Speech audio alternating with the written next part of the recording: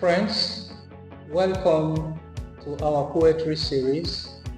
Today we shall be considering poetry number 174 with the title Environment Advices.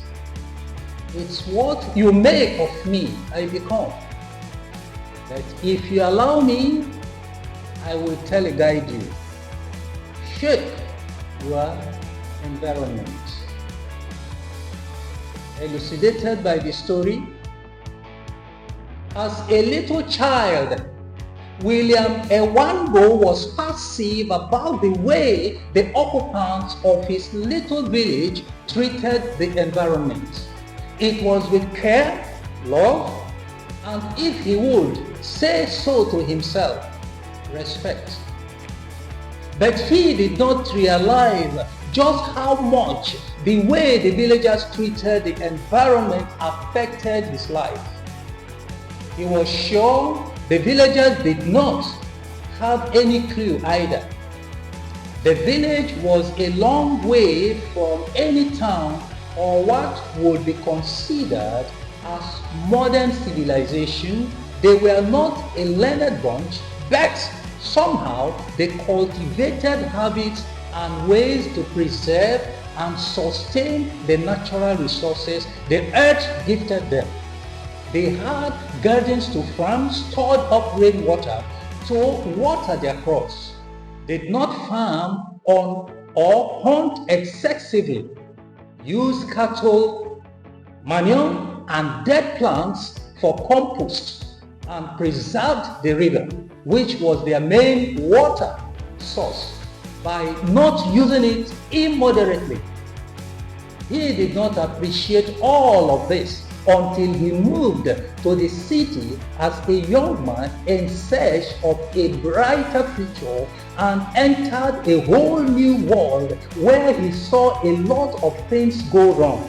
Air, water, and soil pollution had devastating effects on the environment by compromising the earth's natural resources.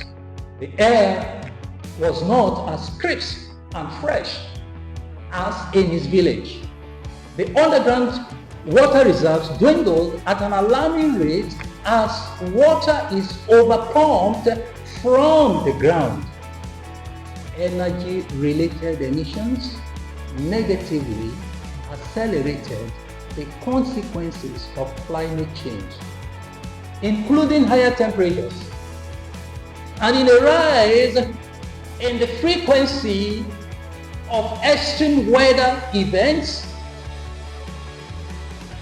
Deforestation eliminated essential sources of energy, which led to the suffocation of the plant, amongst other things, and many people simply did not care. William saw devastating effects on the ecosystem and on the people's health. The pollution in the city was causing long-term health effects, which included chronic respiratory disease, lung cancer, heart disease, and even damage to the brain, nerves, liver, and kidneys. He could not sit back and do nothing. He began caring as much for the environment in the city as he was shut back in the village, and began educating other city dwellers on the matter. He was the change he wanted to see in the world. After learning all of this, it was clear to William just how much people need to take care of the environment, and how in turn the environment will take care of them.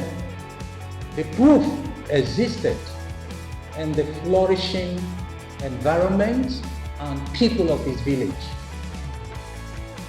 So, it is advised. Environment advises itself. It's what you make of me, I become. But if you allow me, I will teleguide you.